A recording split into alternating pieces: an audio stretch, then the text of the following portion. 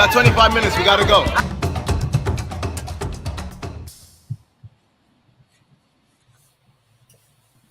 Hey-o. Everyone.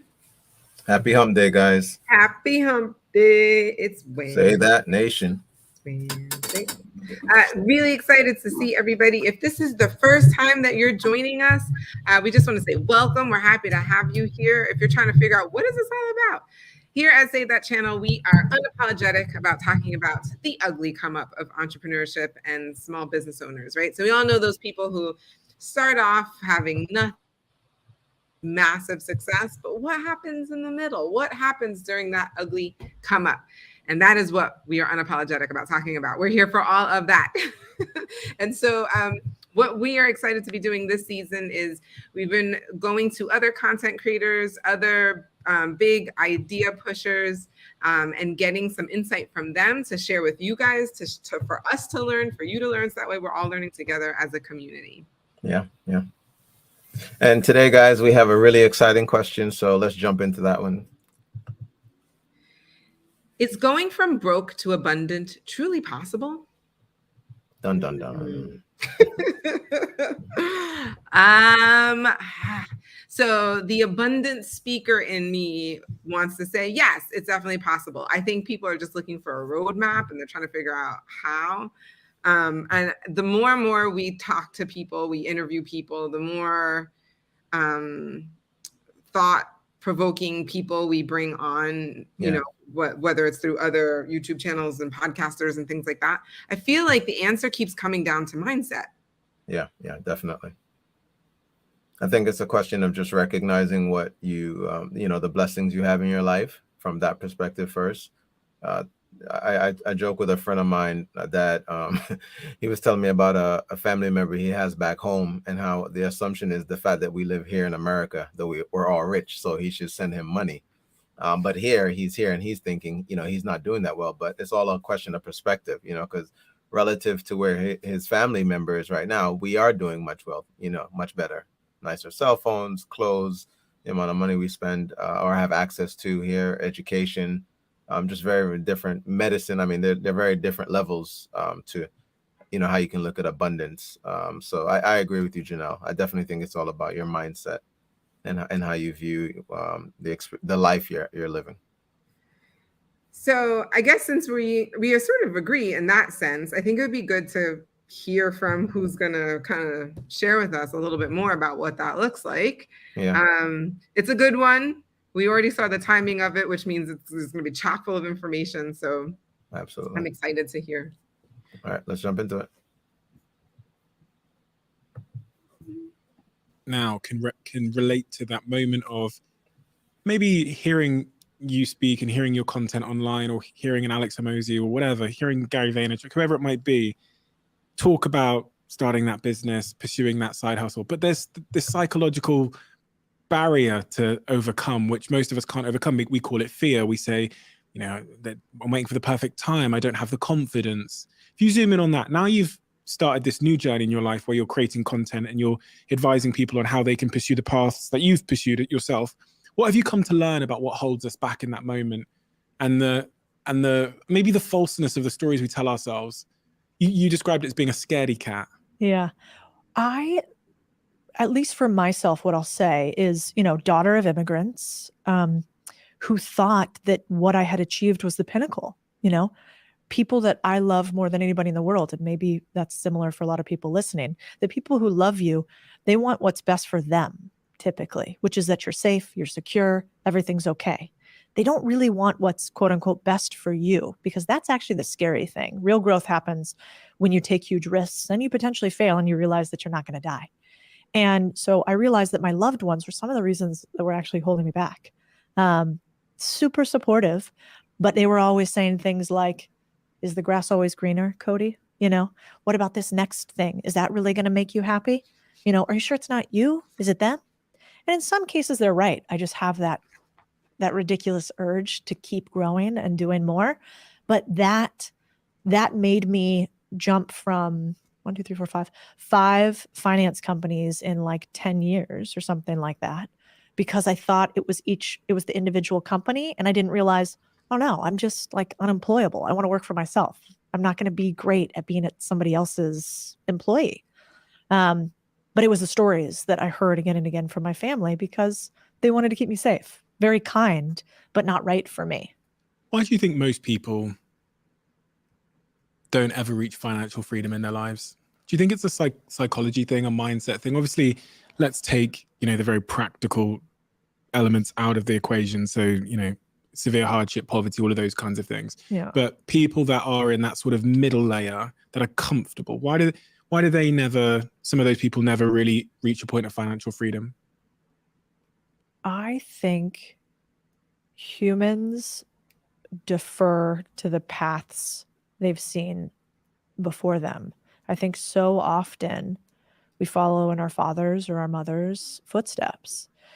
And that's why I think the internet's really powerful, is you have an opportunity to now choose the family footsteps you want to follow into. So one, I used to think it was just a knowledge gap, but then I went to this event and I was talking to my friend about it, and she said that the facilitators did something really cool. It was a group of women, imagine like 40 women in a room, right? And they're there to talk about finances. And in this room, they said, okay, everybody close your eyes. And I want you to picture money. Picture money right now. And then I want you to turn your body into the shape you feel when you hear the word money, right? And so 30 women, all eyes closed, they take whatever shape. And she goes, now open your eyes and look around. And, my friend was explaining to me how most people in the room were like fetal position. They were like they were like really close, somewhere on the ground, some were covering their eyes. So in a room of 30 relatively successful women, their reaction was like attack, shame, guilt for money. And she was like, and she was standing there with her arms open wide, like, give me the money. And when I think about my relationship with money, it's the same thing. I'm like, if I think about money, I'm like, yeah, it's over here. Like my hands are up, like I am here for it. But most people have this weird emotional attachment to money. And so I used to think that people on the internet, I like Tony Robbins, but like Tony Robbins or whatever, who do a lot of the motivational stuff, I kind of didn't get it. I'm like, just give me the tactics, skip the other thing. And then I realized that most people have really bad stories that they tell themselves about money. And you could tell, it'd be interesting, your next speech, you could try it. I tried it at one of mine, same thing. Men and women holding each other like they're being beaten when somebody talks about money. The average human feels that way. And so I think it all comes down to what we believe, which is hard for somebody in finance like me to say, Typically, I would think, well, if you knew what to do, you could just do it. But that's not the case. It's you have to believe that you can do it. And the only way I can figure out to get more people to believe that they can do it is to show more people who are super normal or in fact below average doing the damn thing. But if I had the answer to that, that'd be the $1 million question. I read a stat in the US that only 1 in 10 people dies wealthy in the US, that most people die broke and young. And I thought that was fascinating because we're at economic high times, like lower poverty levels than ever before. But still, most people die at least without extra cash to pass on to the next generation. Why do you think people don't reach financial freedom, or most people die without a lot of cash? I think obviously it's a very complex topic, but I think I really resonate with the emotional, psychological side of things that you described. It's the same reason why most people don't go to the gym or eat healthy. Yeah. Money is inherently emotional. When I had no money, I was reckless with money. Right. All the gambling shops are in the areas where people don't have money. There's something deeply psychological about money. So when I was working in those call centers, if I got paid £1,000 at the end of the month, I would the same day go and buy a TV or an Xbox, like a PlayStation, for about £600-700. I would not pay my rent to go and buy that PlayStation. And sometimes I'd buy the PlayStation without having a TV. There was just something psychologically attached to the dopamine rush or the sense of self-worth that I got from owning the shiny thing. Yeah. When I got money, my relationship with money became amazing. Yeah. I stopped buying designer things. I stopped wasting it. I didn't feel a need to show off or buy, Rolexes or whatever. So I was able to preserve wealth more. There's a really interesting relationship with money on both ends of the spectrum. When you have less of it, it's harder. It's often because of certain psychological things in certain people. I was one of them. It's harder to hold on to. And when you have more of it, it feels easier to hoard. And people, you know, and more broadly on the subject of why people don't reach financial freedom, I think the modern world tells us that we can get rich quick. Yeah. And when you think about how people build wealth, we think about the Warren Buffetts of the world, it's so boring and slow. And who's going to buy that book? Yeah. You know, be a billionaire at 87. What? I'm not going to be able to, you know, dance in the nightclub at 87. So why do I want $1 billion then? Yeah. That's why the NFT thing and the crypto scam, this whatever, is also appealing to people. Yeah. Because it's quick. Yeah, it's true. Well, you know I actually was reading somewhere a story about in South Africa, in the slums, they have the highest concentration of the largest televisions per square foot of the houses. So that you if you've been there, and I've actually never been, so I can't validate, but you will see very small little rooms with huge televisions. Wow. And I thought that was interesting. But it actually makes sense, because maybe it comes down to a belief that people don't think they're ever going to get out. And so they think the only chance of getting out is going into whatever the short-term pleasure is. It's like, if you never think you're going to escape your everyday reality, which is actually kind of miserable, then you're going to buy the PlayStation, because why wouldn't you? Why would you save and try to get out when you've never seen anybody else get out? But what does the PlayStation means so much more to you in that moment than a PlayStation? Instant gratification. It's self-worth. Yeah. It's one tiny token that you are I'm doing well, successful. Yeah. That you can show your friends, or that you can just, even for your own self-esteem. It's so much more than a PlayStation. The thing that invalidates you, in this case money, will be the thing that has the greatest chance of making you feel valid. And so if in my house, the lack of money was always the thing that caused my shame. Yeah. So the minute I got any of it, I would overcompensate by trying to buy some shit to show people. Yeah. And then when I had loads of it, who gave a fuck? Like, Yeah, that's true. that void was almost filled. So Yeah, it's true. I also think it's hard. I mean, I remember many times where, you know, I remember checking accounts always being overdrawn, and you know, seeing the little negative pin on my, you know, email and cell phone that you couldn't. There was nothing else in there. You know, when I was in college and trying to figure it out before I made any money, I think I made like $37K in my first job out of college. So I definitely remember all that. But I think if you can have this belief, and you can get around other humans who have had success or are striving for success, your aperture just opens in a different way. And then maybe the commercials and the ads and the things that make you feel like you want to buy all the everyday stuff go away. Like, I kind of viscerally get mad when I see people who have wealth showing images of them in their Bentleys or Rolls Royces, or, I mean, I have a nice watch, but like, you don't see me show that shit anywhere. I like when people are showing themselves in their private planes or whatever. I just think they're missing the whole boat. And then what they're doing is they're perpetuating the PlayStation situation. They're doing it again and again, and they're doing it because it doesn't make them happy anymore to have it. That's not enough. I have to show a bunch of people I got it. And what they should actually be showing is, how do you get it? Man, I just invested in my first stock. That's fucking cool. If you look at my stuff, it's like I have laundromats and car washes behind me all the time in them, because that's the stuff that you should try to strive for. You can actually pass it down. It can pay you back. You can buy as many PlayStations as you want.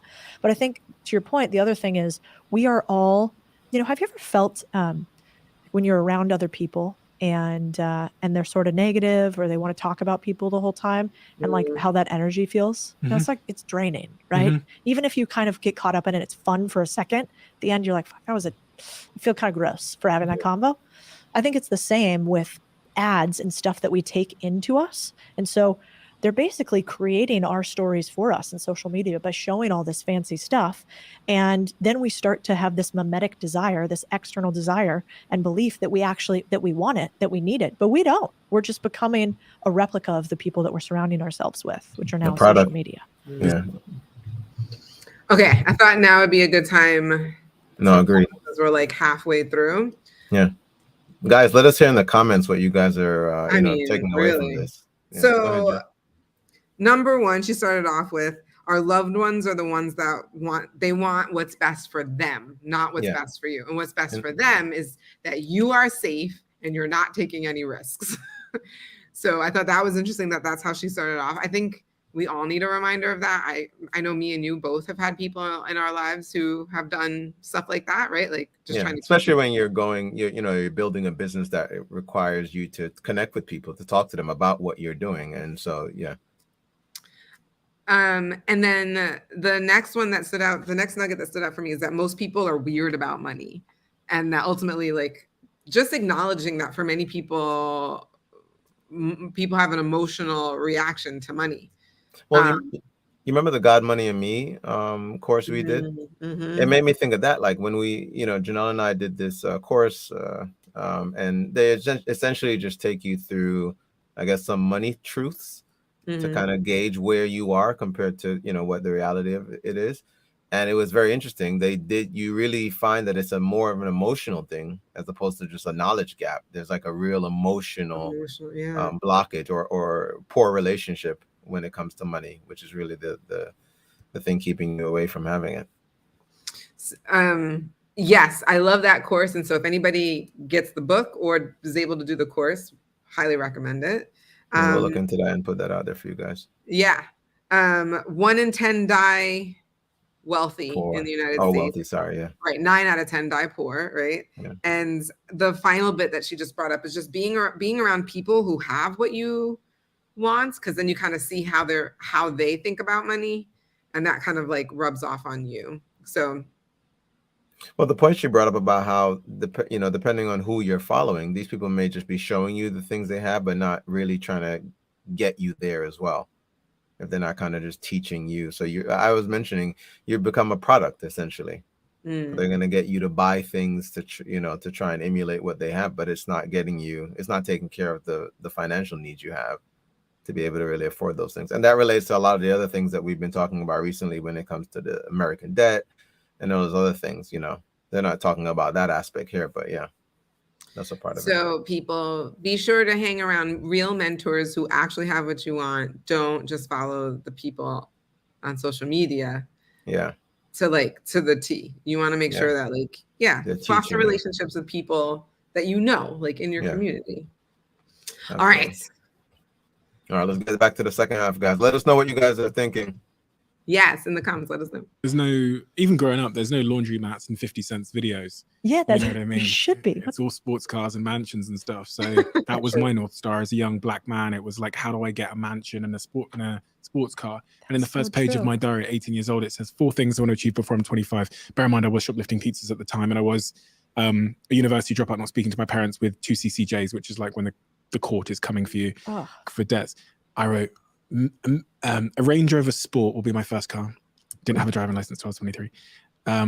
I'll make £1 million.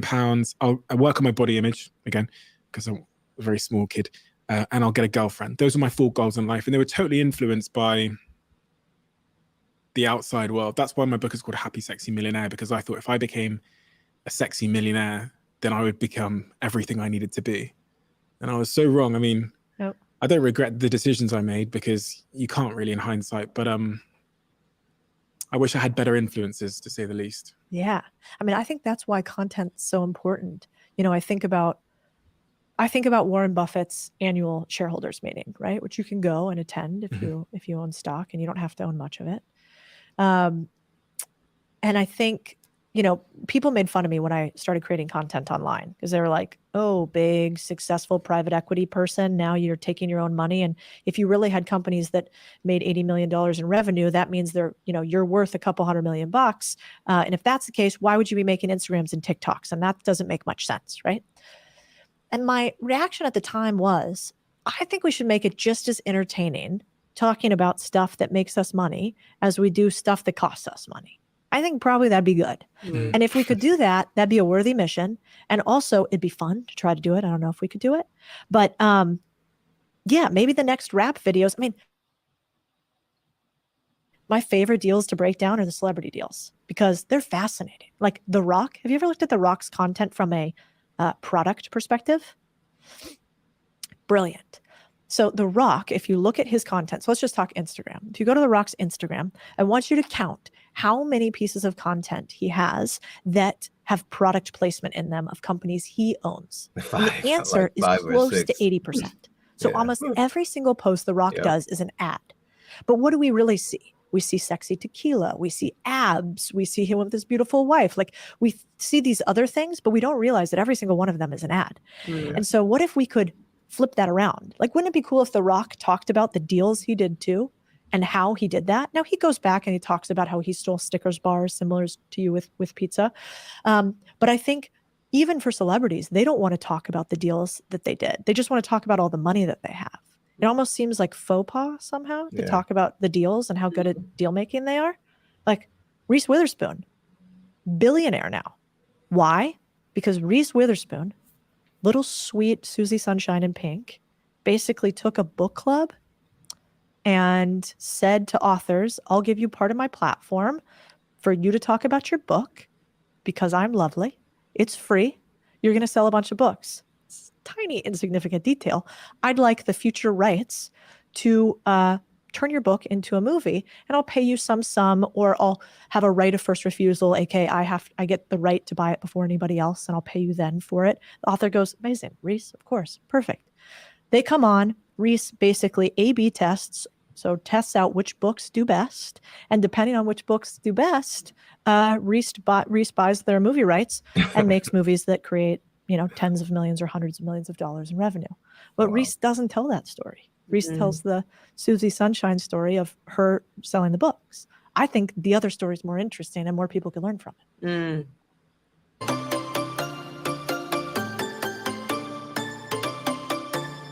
I want to be a part of. So when I hear these deals and when I see these big success stories, we've got Kylie, we've got the Rihannas of the world, we've got Ryan Reynolds, The Rock, Reese Witherspoon. The question that we must always be asking ourselves, I certainly ask it, is, was that them?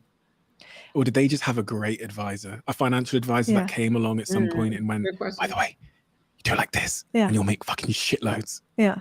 Well, my question is, who cares? I still want to know the secret sauce. Yeah. And so none of them are that dumb where they don't know what the deal was, right? Like, even if somebody was smarter than them, which could be, Reese may have a genius behind her, The Rock too, probably Danny Garcia, his wife, his manager. Kylie, yeah, the goat, which is weird to say about the Kardashians, but, behind them, the mom, for sure. But they're smart enough. When you create that much wealth and you do it continuously multiple times, like Reese has done with Draper James too, you definitely know what's going on. So I think like sharing those secrets would be cool. But that's usually where people go. People go, well, they're famous, so it's easy for them. Or, who did the deal? And I'm like, yeah, maybe it's Scooter Braun behind the scenes, but I'd like to know how they structured that. The reason they don't tell you, though, is because it feels like it's the opposite of the authenticity that they're trying to maintain. Nailed it. So if they came out and went, listen, the way we did you on that whiskey deal, I got 50%. My job was to post it with the abs every week, and you guys fucking bought it, and now it's worth $1 billion. Is the how-to. They can't do that deal again because everything they touch, I'm going to think, it's a deal. NDAs I think as well. You could do it in a way that was real. Like, you could be like, we did this business, and maybe you could give some of it away. Like, you could be like, if The Rock makes $1 billion off of Terramana, couldn't he then say, we would never have done $1 billion deal without these people? You guys bought it. Yeah, because you bought it. We're going to give you some equity. We're going to allow people to buy into equity at the company at a lower valuation and have access to it. I mean, that's kind of what venture capital and crowdfunding does, right? Yep. So, I mean, they can do whatever they want to do, but I think there's so many ways to get around it. And maybe there's nothing but downside because people these days get mad when people make money. And so maybe people would hate that. But God, I think it'd make a lot more humans rich for people to be a lot of honest about how they got entrepreneurs there, you know? I reflect as you were speaking on a conversation I had with a cab driver in the UK. He said to me, you're that Diary of a CEO guy. I listen to your podcast in the cabs, and I'm working 3 jobs. This is one of them, and I'm trying to. What he was saying was, I'm trying to find financial freedom. Yeah. I'm working this cab job. I'm doing this other little thing on the side, but I'm trying to find the way. I'm trying to find the way to get out of this life and he was scrambling around. He was saying to me, my friend does some stuff in Africa and in Ethiopia, and he's got something there with property, so I might go there. And there's this other thing I might do. those people, those are the ones that I'm trying to speak to today. Those ones that are like looking for the way out. Mm-hmm. Well, first of all, cab drivers and Uber drivers are my people. Yeah. I love them. Yeah, I always chat with them. Well, and they always listen to my stuff because they know small business. They're Like they hustlers, have a man. friend that owns a laundromat, Mhm. or they have a friend Yeah, that they're works hustlers. inside of a car wash or owns a car wash. Mm-hmm. These are like blue collar businesses, right? Yeah. But usually what I would say to them is something I actually said to one of the guys that's with me today. I'd say, try to break your frame entirely. Most people look for individual next tactics. So they're like, what can I do over the next 1, 2, or 3 years to get here?